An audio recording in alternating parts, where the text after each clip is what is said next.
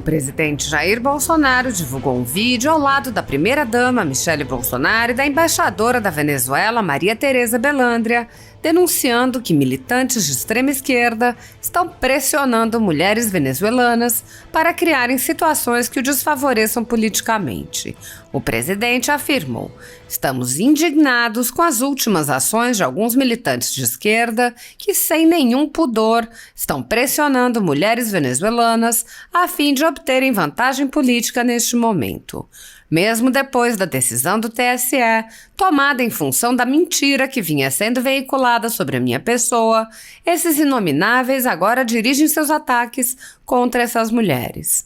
Bolsonaro prosseguiu: "As palavras que eu disse refletiram uma preocupação da minha parte no sentido de evitar qualquer tipo de exploração de mulheres que estavam vulneráveis.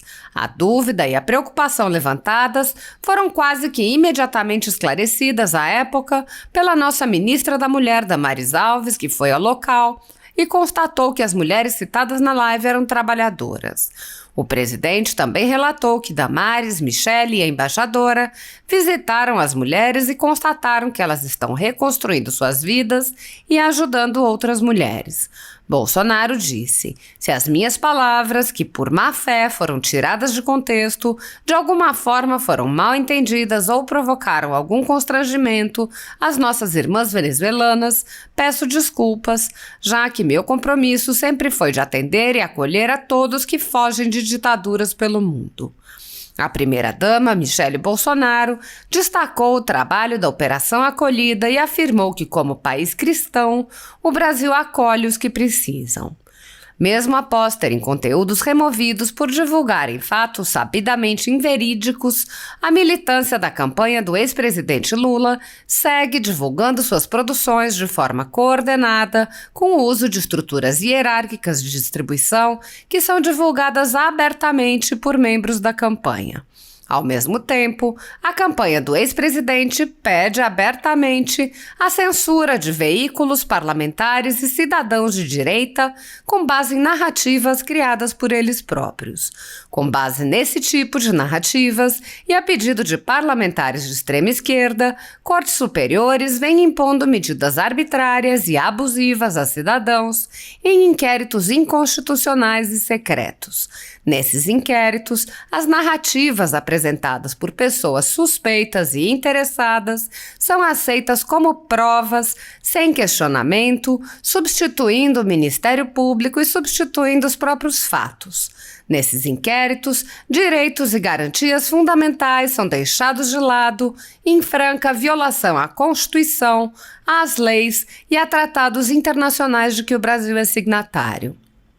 No chamado inquérito do fim do mundo e nos inquéritos dele decorrentes já houve prisões políticas sem que houvesse sequer indiciamento das pessoas presas, imposição de uso de tornozeleira eletrônica e prisão domiciliar em endereço diferente de onde as pessoas moravam, quebra de sigilo de parlamentares, inclusive de um senador, quebra de sigilos de pessoas e empresas, inclusive de veículos de imprensa, quebra de sigilos do ajudante de ordens do presidente da República, censura de veículos de imprensa e de parlamentares, bloqueio de redes sociais de jornalistas, veículos de imprensa e parlamentares, buscas e apreensões em empresas, residências, inclusive de um general da reserva, residências de familiares e gabinetes de parlamentares, proibição de contato entre pessoas que muitas vezes nem se conhecem, proibição a parlamentares de concederem entrevistas,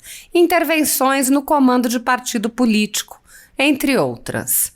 A totalidade da renda da Folha Política, assim como de outros canais e sites conservadores, está sendo confiscada a mando do ex-corregedor do TSE, Luiz Felipe Salomão, com o apoio e aplauso dos ministros Luiz Roberto Barroso, Alexandre de Moraes e Edson Fachin.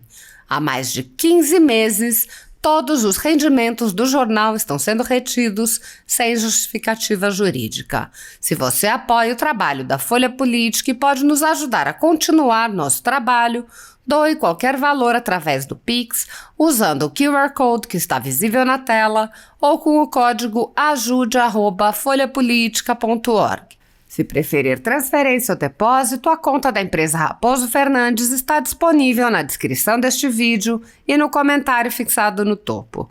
Há 10 anos, a Folha Política vem mostrando os eventos da política brasileira e dando voz a pessoas que o cartel midiático quer manter invisíveis. pix@ajude@folhapolitica.org. Assista! Prezadas irmãs e irmãos venezuelanos, estamos indignados com as últimas ações de alguns militantes de esquerda que, sem nenhum pudor, estão pressionando mulheres venezuelanas a fim de obterem vantagem política nesse momento. Mesmo depois da decisão do TSE, tomada em função da mentira que vinha sendo vinculada sobre minha pessoa, esses inomináveis agora dirigem seus ataques contra essas mulheres.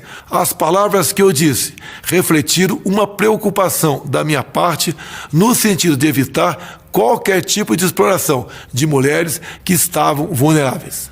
A dúvida e a preocupação levantadas foram quase que imediatamente esclarecidas à época pela nossa ministra da Mulher, Damares Alves, que foi ao local e constatou que as mulheres citadas na live eram trabalhadoras. Minha esposa Michele, a senadora eleita Damares e a embaixadora da Venezuela estiveram hoje com essas senhoras, prestaram seu apoio e constataram que elas estão reconstruindo suas vidas no Brasil. Elas, inclusive, ajudam outras venezuelanas refugiadas a encontrarem uma profissão e melhor se integrarem à nossa sociedade.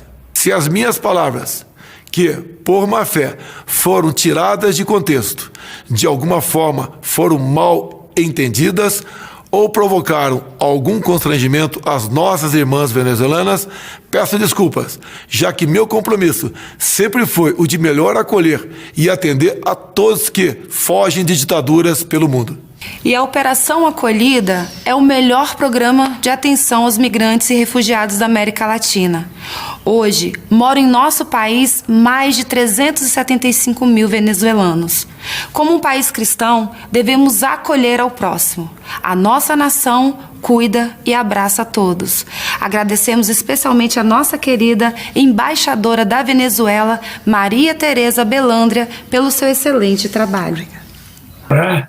Que eu adorei todas as intervenções, são profundas e muito também indignadas sobre um estado de exceção que está imperando no Brasil, uma ditadura do Supremo Tribunal Federal instaurada no Brasil. É uma ditadura que está sendo instaurada no Brasil por esses ministros do Supremo Tribunal Federal. Gravemente ainda, pelo fato de 10 ministros terem conestado essa barbaridade que foi realizada. Mas eu quero só lembrar que o doutor Sérgio Dario fez uma análise profunda e geral sobre o aspecto da ilegalidade e inconstitucionalidade desses inquéritos e dessa portaria, mas ele, a sua tese é de que realmente é natimorto. O inquérito é natimorto, os inquéritos são natimortos, e a portaria também. Eu gostaria de discordar dele nessa conclusão, embora elogiando profundamente a sua descrição sobre as ilegalidades havidas. Não é natimorto, não. Ele tem um efeito brutal.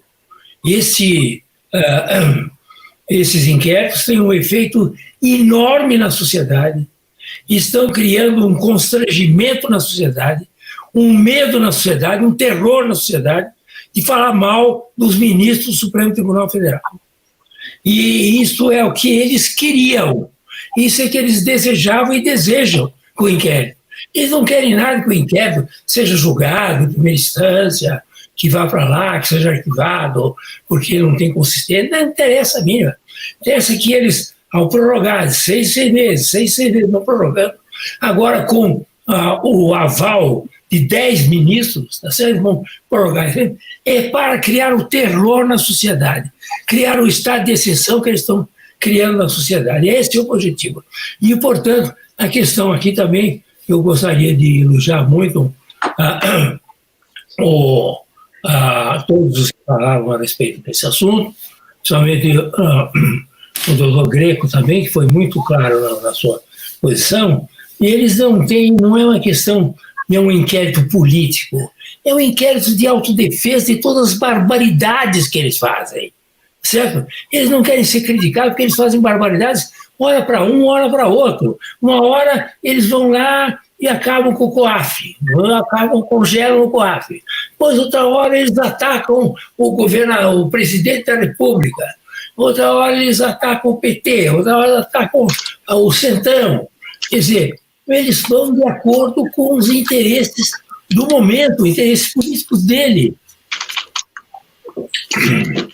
De modo que não é uma política feita a esses inquéritos, não tem a finalidade só de atacar o governo atual. Atacar quem vier, conforme as convidências. O que eles querem é se autodefender, dizer, nós vamos criar todas as arbitrariedades e dominamos o país, porque eles dominam, o Supremo Tribunal Federal domina o país hoje, manda o país, dominação, aí no sentido bem político da palavra, dominam o país, tá certo? E não querem nenhuma crítica. E quem criticar, como foi muito bem explicado aqui pelo Paulo Faria, quem criticar, tá certo? É preso e usa com tornozeleira, tá certo? E usa o que precisar, porque realmente é um jeito que não pode ser criticado. É um Estado muito pior que o AI-5. Eles falam, eles querem voltar com o AI-5, eles vão perder. Eles estão praticando o AI-5. Esses inquéritos são um AI-5. Qual é a diferença deles com o AI-5? Pelas arbitrariedades, pelas violências que eles fazem contra as suas vítimas. E eles, vítimas, criam vítimas, tá certo? Porque não pode dizer absolutamente nada das coisas que esses ministros fazem com as suas famílias. Ao defender a família, estão defendendo porque a família também faz coisa errada, tá certo? Então eles sabem, que todo mundo sabe, está lá na Lava Jato, todas as denúncias, toda denúncia de empreiteira tem o nome lá de famílias dos ministros, tá certo? Então eles não querem isso, eles querem criar o terror no Brasil. Nós temos no Brasil hoje um estado de exceção por causa desses inquéritos e dessa portaria. É essa a realidade. E eles vão em frente. Eles vão agora prorrogar por mais 6 meses, daqui a pouco prorrogam por mais 6 meses, e assim vão até o fim do mundo, porque é um inquérito do fim do mundo mesmo. Então eles vão até o fim do mundo fazendo esse tipo de arbitrariedade contra a sociedade brasileira. Nós não temos mais um Estado democrático no Brasil. É conversa fiada. O Estado democrático brasileiro está suspenso, pelo menos. Não, há uma suspensão do Estado democrático de direito no Brasil enquanto viger esse tipo de conduta e de inquéritos e portarias do Supremo Tribunal Federal.